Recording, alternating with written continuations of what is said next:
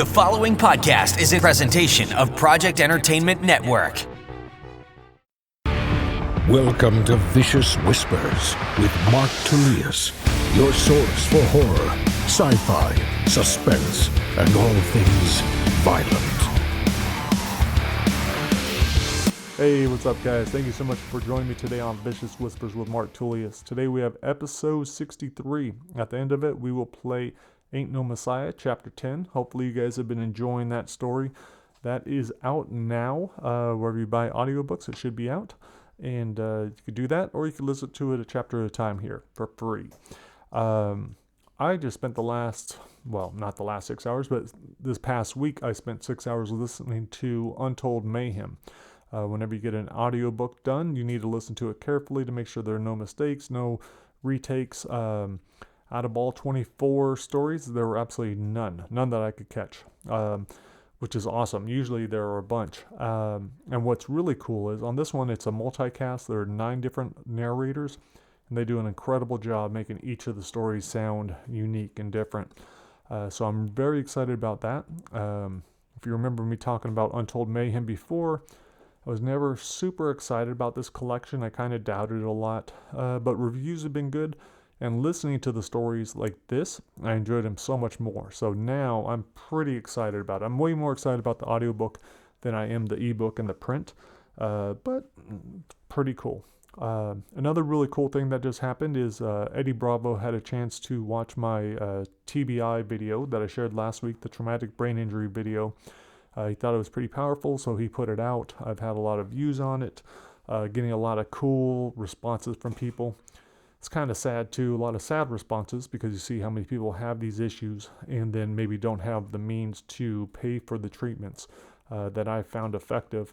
But the good thing is, I believe all those treatments are going to get cheaper. I think more and more medical professionals are realizing the importance of treating TBIs and how much of an effect they can have on our brain health. I just picked up a book right now started reading it today, The End of Mental Illness by Dr. Amen. Dr. Amen's one of the doctors that I wanted to get a brain scan with. I still might, I'm not sure. Whether or not I do, I would like to talk with them. But it's a very interesting book so far. I just started reading it this morning, got it yesterday. And hopefully I'll have a chance to talk with Dr. Amen for my brain book, before I finish writing it. That is what is next up on my list. I have, my current writing routine is, I just finished up, I'm finishing up Beyond Brightside, going over some edits right now. That's a slow little process. Every time the edits come in, I'll go over them, so it doesn't take up a lot of time. I'm also trying to get pages back to Steve Montgomery. He gave me his first 2 chapters of Try Not to Die Super High. Really good job. It's not going to take much to make those perfect. And then I have all of Try Not to Die in the Pandemic. John Palacino gave me 47,000 words or so, and now it's my turn to go through and completely try to put my little spin on it. So I haven't had a lot of free time to do that, but my kids and wife are going to be going to Arizona for about 4 days. I'll have the entire house to myself, so all I am going to be doing is knocking that out. Hopefully I'll be able to knock that out and get some other work done, because I really do want to start arranging my thoughts on the brain book. I've already written the first maybe 8 chapters or so, and they've already been edited, so I'm pretty happy with that. I just have to continue. So on that one, it's probably going to be a much shorter book, and maybe, I don't know. So maybe I'm already halfway done. I'm not sure, but I want to start cleaning up my thoughts on that. And then as soon as I get that in pretty good shape, I would like to jump into The Bridge. That is the next one that I'm going to have to do. So that's what's been going on with that. Not much else at home, although I did just get an electric guitar. It's pretty awesome. I asked around, my friend recommended I get a Dean, and so that is what I picked up. Having a lot of fun trying to learn that. Way better than acoustic. Acoustic was fun. I'm glad I learned a lot on it, but I definitely enjoy playing the electric a lot more. And what's super cool is we also got my son an electric drum kit, just one that's a tabletop version nice and small, not too loud. But we are doing music together now. So every day we have to do, how many songs are we doing, Jake? 6 or 7? Yeah, so we're doing like 6 or 7 songs a day together. I'm on guitar and he's on the drums. We're getting pretty good at TNT by AC/DC. Yesterday we were practicing some Slayer, and then he really enjoys Panic at the Disco. So try to make it to where we can play stuff that we like. Oh, but his favorite drumming is Skillet right now. Invincible, that's his song. So I'm encouraging it. And today we might even try to get my daughter to sing. She enjoys singing, not in front of other people so much, but today I think we'll get her to sing for our little band. So yeah, that's pretty much it. Not a whole lot going on, just trying to stay busy, trying to stay productive as much as possible. And I wanted to check in here and at least share chapter 10 of Ain't No Messiah. So let's go ahead and wrap this thing up. Hope you guys have a fantastic week. Hopefully you are getting out of your lockdown situation, staying safe, staying sane, all that good stuff, staying positive. All right, guys. Hope you guys enjoy this chapter, and I will talk to you next week. Peace.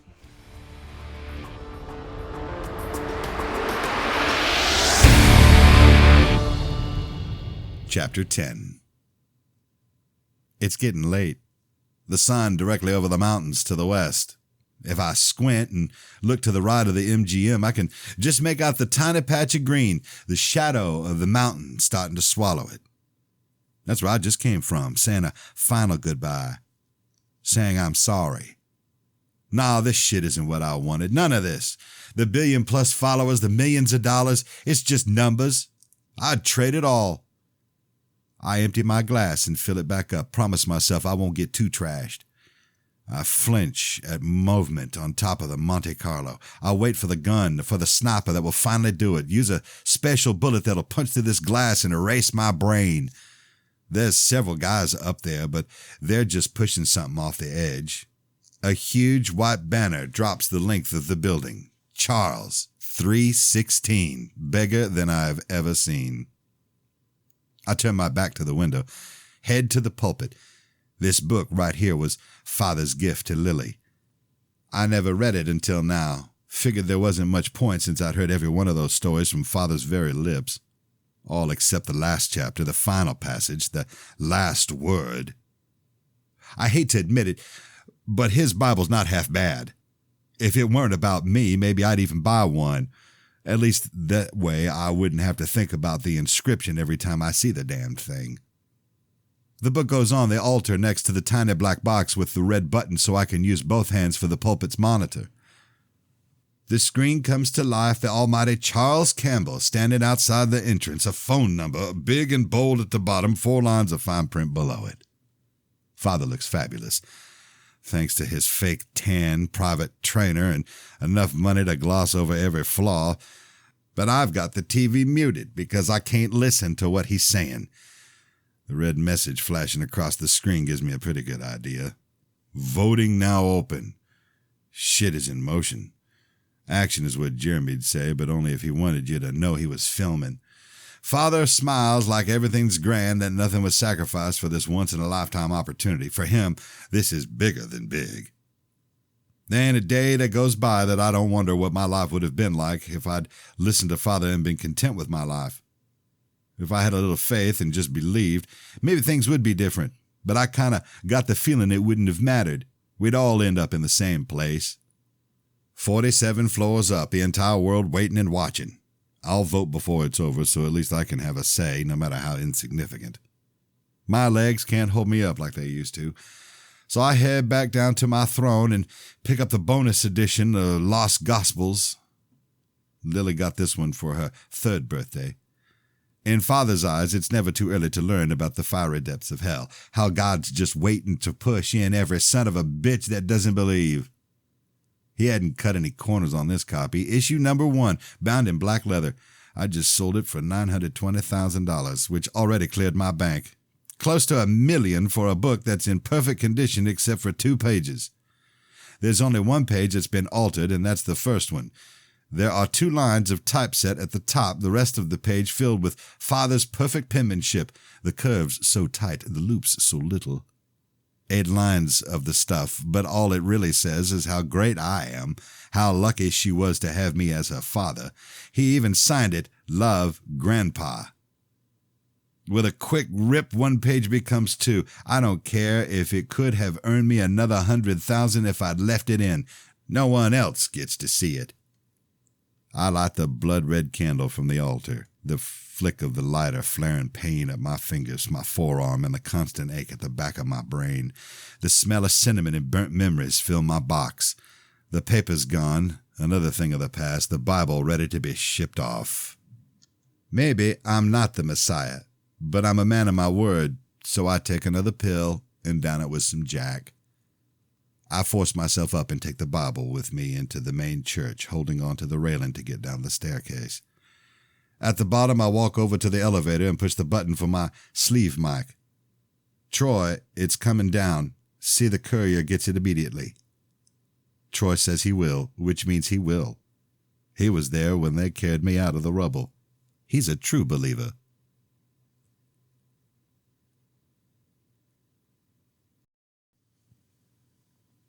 Chapter 11.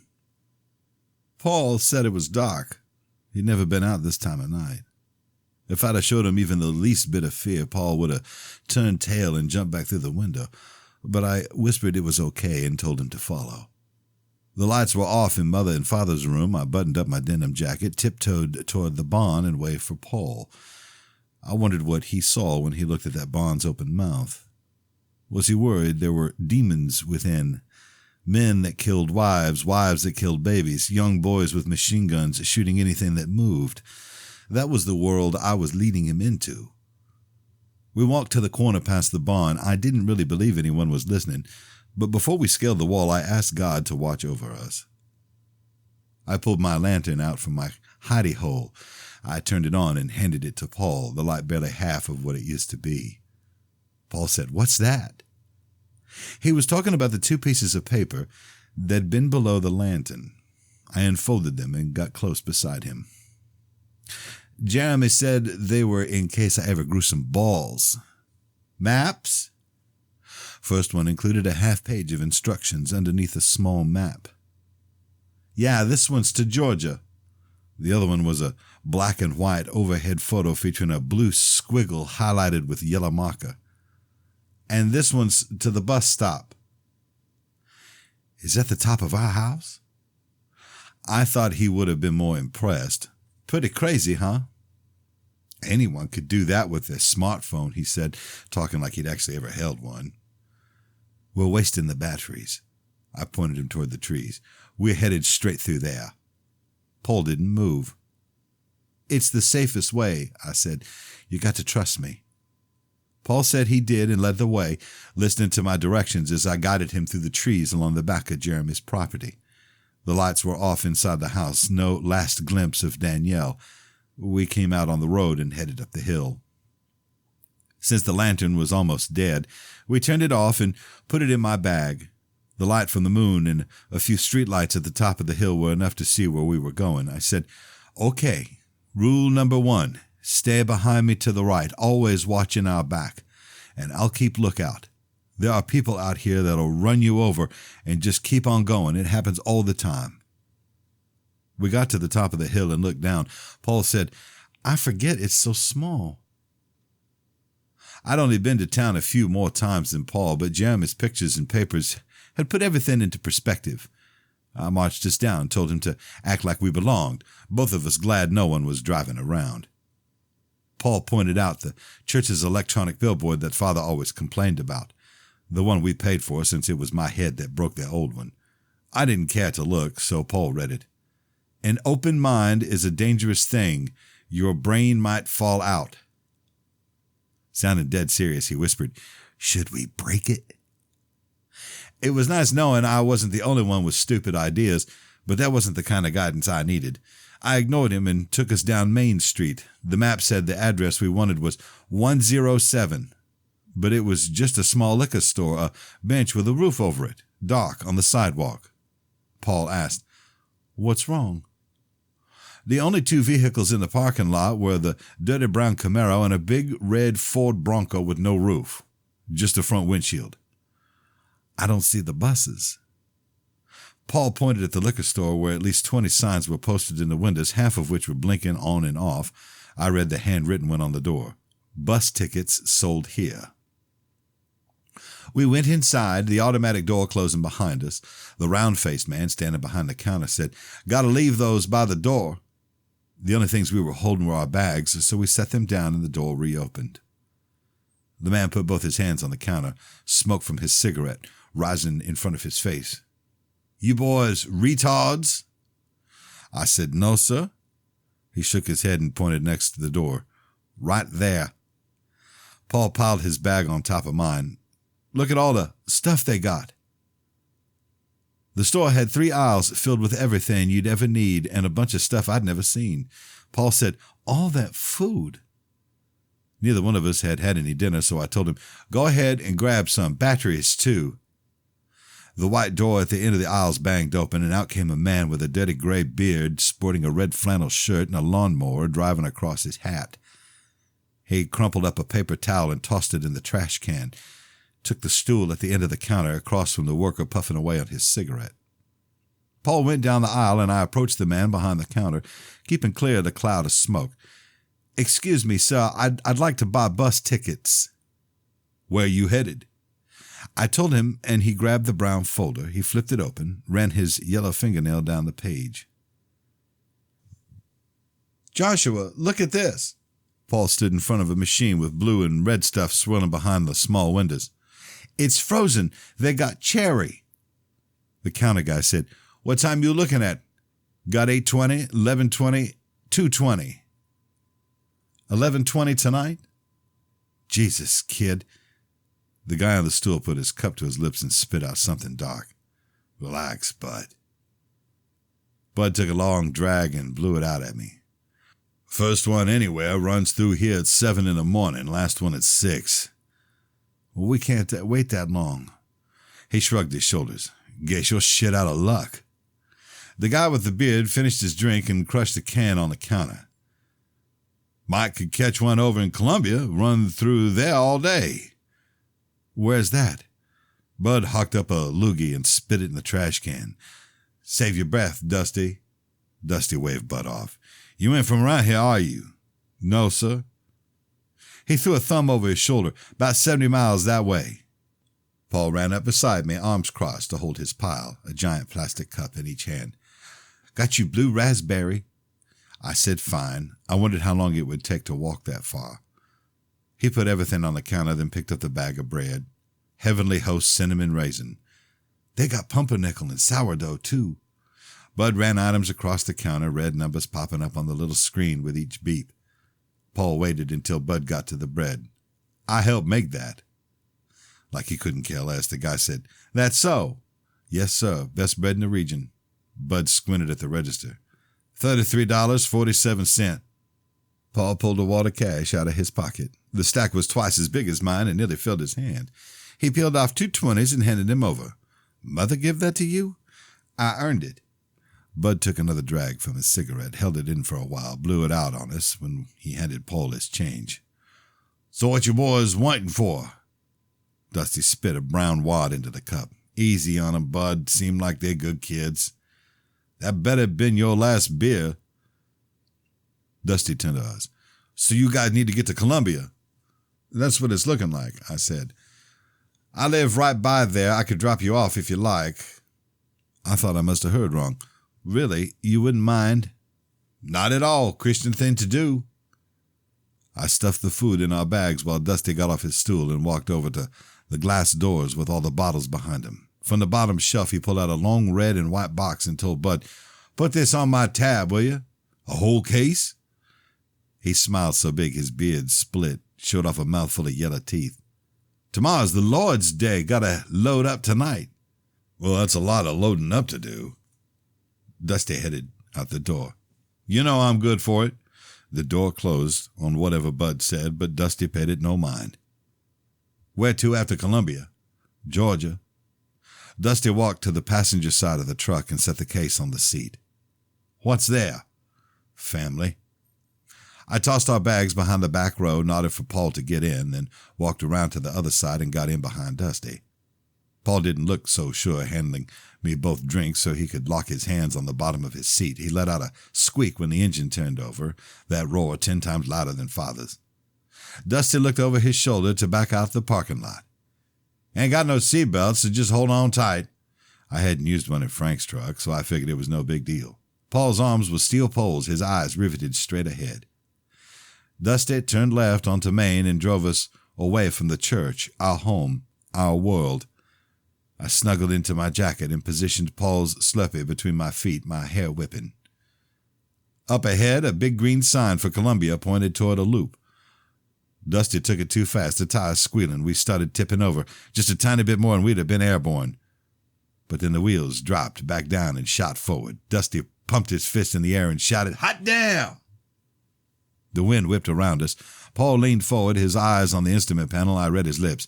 55, 65, 70. There were headlights coming at us not 5 yards away, nothing but a narrow strip of grass between the lanes. On our side, most of the lights were behind us, a couple of red ones up ahead.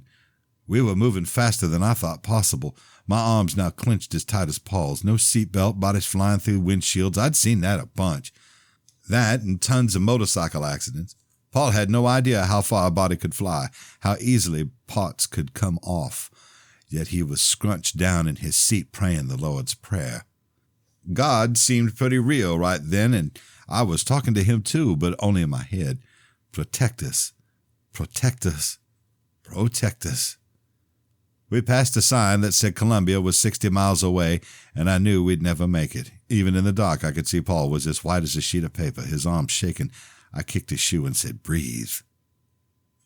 Paul looked seconds away from all-out panic, like the time I held him down and swore I'd send him to hell if he couldn't get free in 5 minutes. Eyes all big, he said, "I can't." Dusty checked his rearview, shouting so we could hear, "Everything okay?" Paul sat up a little and nodded.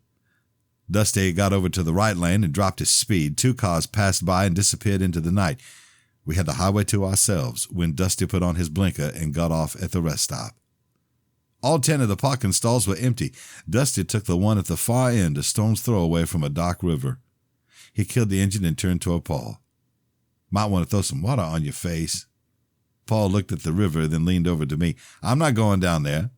Dusty laughed and got out of his truck. "Come on, I got to take a piss anyhow." Paul looked like he was still thinking about puking. I pointed at the bathroom. "Let's go." Dusty started walking. "Probably best if one of you stays with the bags." I felt dumb for not thinking about that. "Hurry up, Paul, I'll go after." Paul got out and headed after Dusty. They were inside the restroom when I heard something splash. It was too dark to see past the trees, the water's slow ripple hiding the demons. It wasn't long before Dusty came out, loud enough for me to hear. He said, "Hey, bud, your butter ain't doing so good." I jumped out of the truck and headed his way. "What's wrong?" Dusty walked right past me, like it was no big deal. He said, "He wanted you." I was just about to the bathroom when the truck started. I didn't think anything of it till Paul staggered out, hand to his nose, blood slipping through his fingers. "My money!" Tires peeled out and the chase began. I was running faster than I ever had, flying over the grass, the sidewalk, the concrete. Dusty had a head start, pulling away with our bags and more than half my money. I almost gave up, then saw the rock on the road, the moonlight sparkling on it, a sign I couldn't miss. It was smooth and solid, fit perfect in the palm of my hand. I chucked it hard, never thought I'd hit Dusty, but the thud was too wet to be anything else. He dropped out of sight as the truck weaved to the right and jumped the curb, plowed through the fence. I thought for sure he was going into the river, but then the red lights flashed on and the truck slowed to a stop. Figuring my best chance against a grown man was not letting him recover all the way, I ran for the truck. I stopped next to his door, grabbed the handle. I couldn't see him, and pictured him lying on the seat, coiled up to kick the door into me. Paul was getting close, so I threw open the door with my fists ready. Dusty was in there, his lower half slumped below the wheel, his belly caught up against it. His head was back, eyes open, staring at the roof, but not seeing a thing. There was a dark puddle on the seat where his butt should have been, and it was getting bigger, the blood dripping off the back of his head. Plop, plop, plop. Paul stopped by the back bumper. "What happened?" This wasn't something he needed to see, I said. "Reach in the back and grab me the rope. I saw some under our bags." The puddle of blood kept growing, filled the indention, and spilled over the seat. Paul nudged my shoulder with the rope. Now what? I took the rope without taking my eyes off Dusty's. The biggest rock you can carry, he whispered. What did we do? I turned to Paul, his battered face barely holding back tears. It wasn't you, I said. I'm the one who judged him. It's my fault, Paul said. No, I sent a wicked man to hell. Now go, get the rock. It was 7 the next morning, and I was half asleep in the back of the taxi. Paul curled up beside me, his head resting on my shoulder, bouncing every time we hit a bump. It seemed like we'd been in the cab forever. The last 4 had been endless green fields, beautiful shrubs, and enormous oak trees shading the street. Every mile we put between us and that damned rest stop, I felt better, breathed easier. Nolan, the cabbie we'd been with for the last hour, slowed down and put on his left turn signal. We sat there and waited for the long line of cars coming the other way. The tick, tick, tick of the blinker brought back the drips on Dusty's seat. I'd spilled a man's blood. The proof was on my pants and shirt, now tucked inside my backpack. After a truck with a horse trailer went by, we turned onto a wide street with ranch houses on either side. 3 blocks down, Nolan pulled to the curb and said, "We're here." The house looked so peaceful, like it could have been the picture on a magazine cover. But then I saw the mailbox, all black with red letters. Hendricks. Nolan caught my eye in the mirror. "There a problem? This is what you told me." Vincent Granger was the name I was looking for. Same one Mother used to have. That's how he signed his letter, and what was printed in big black letters on the corner of the envelope. I nudged Paul with my elbow and told him to wake up. He brought his hand to his nose and groaned.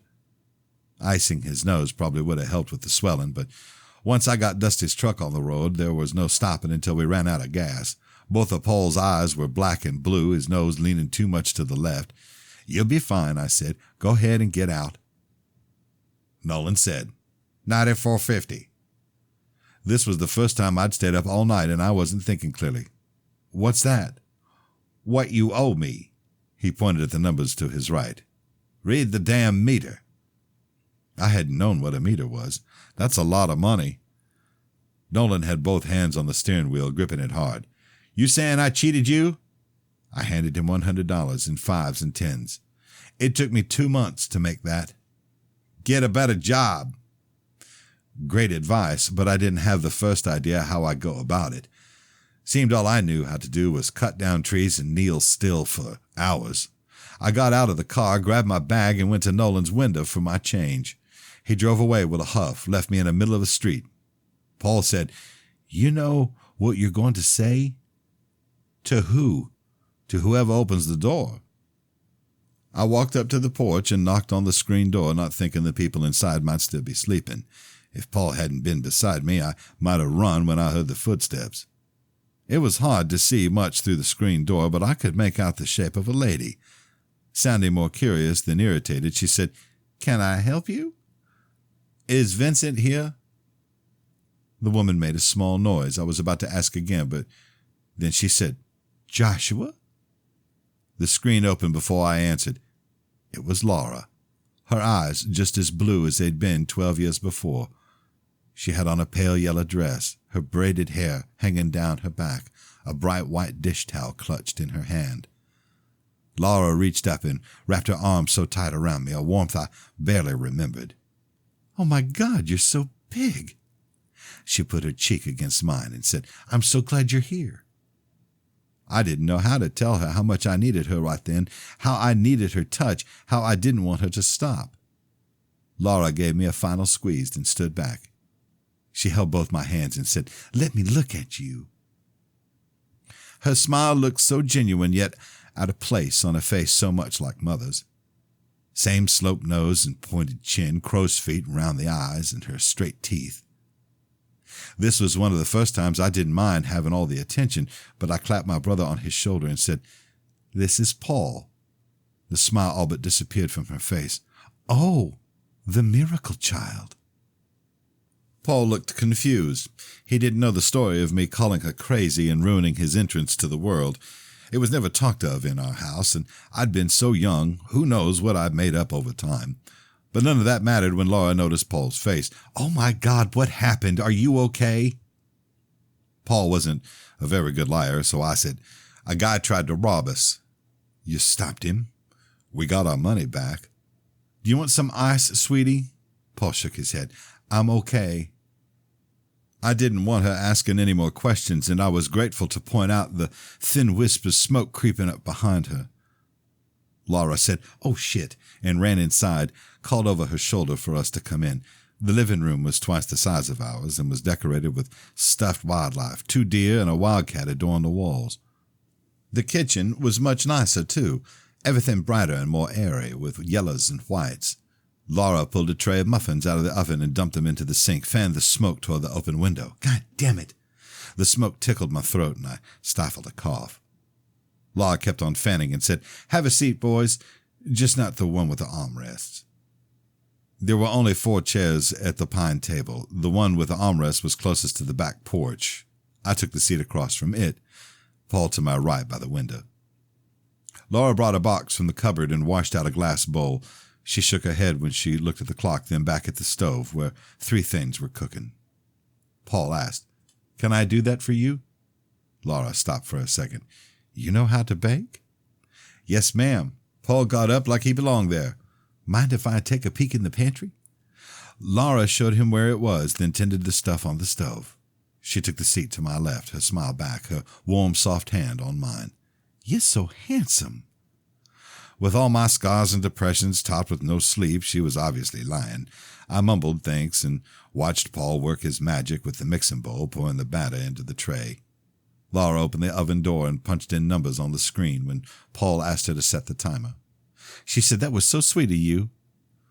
Paul said he was glad to help, and they both returned to the table. "How'd you boys get here?" Sounded like there was a little bit of sorrow when she said, "Maureen's not here, is she?" "She's at home." Laura looked out the window. There was no mistaking the fear when she asked, "How about Charles?" I shook my head. "We kind of ran away." It looked like she'd been hit with something heavy. "How kind of?" "Not kind of at all," Paul said. "They have any idea where you're headed?" "None," I said. "I don't even know." She got up to pour a cup of coffee and set it in front of the special chair. After bringing each of us a water, she asked, "So, did you finally figure out they were both crazy?" That wasn't easy to hear, but the truth never was. None of us said anything, her words just hanging in the air. Everything they told me, everything they made me believe, dismissed in one sentence. I asked, "Is Vincent sleeping?" Laura's smile disappeared. "I'm afraid he did what you did last month." "I'm sorry." "Not your fault. Said there was something he had to do." "Where?" "California, out by Los Angeles." The taxi had wiped out most of my money. I sipped the water and worried how much it'd cost to get there. Laura said, "So you got his letters?" "Only one. Seemed like a pretty nice guy." Her face looked ready to break. "Vince is a good boy." She didn't look ready to answer my question, so I switched to small talk about her house.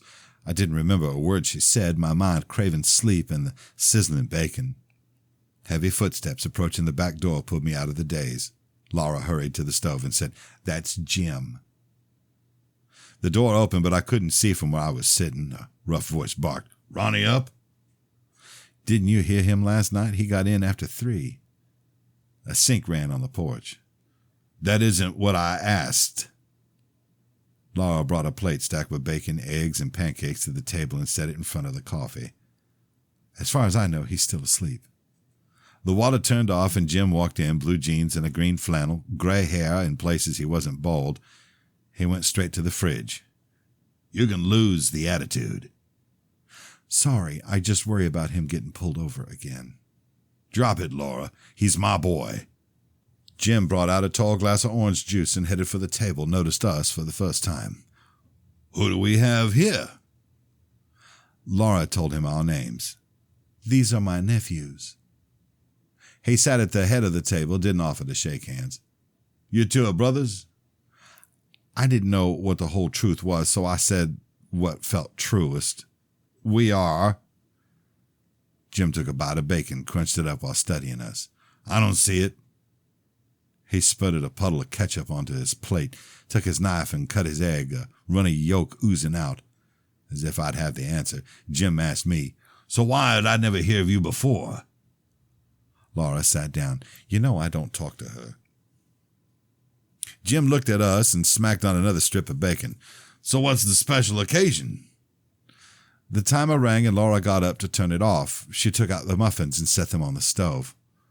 They just left their home. I didn't care for Jim's grin. I explained. It was in everyone's best interest. "I'm sure it was," he said. "Now what?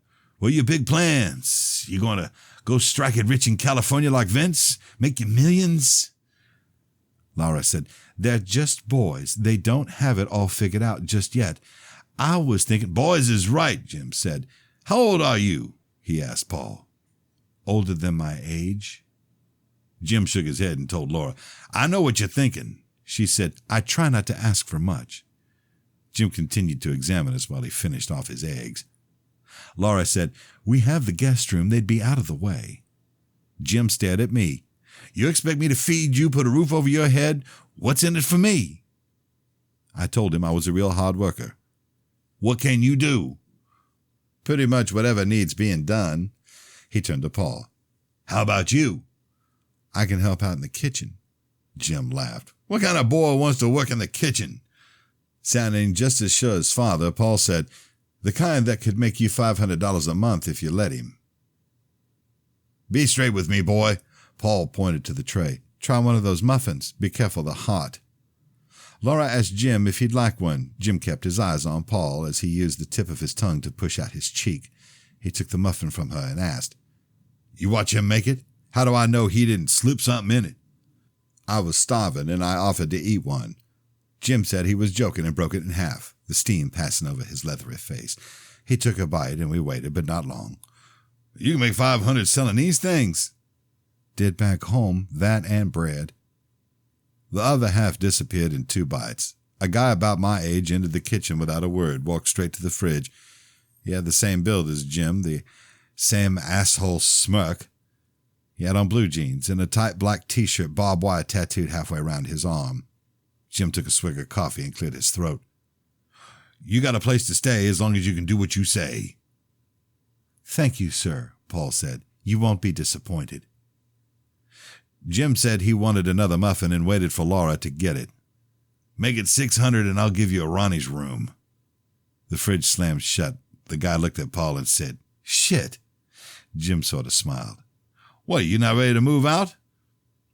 "Not so some little homo can move in." Laura said, "Ronnie." "Relax, I'm just fucking with him."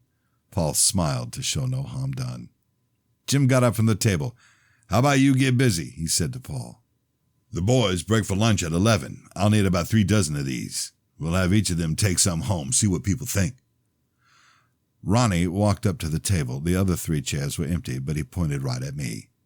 "Now, how about you get your sorry ass out of my chair?"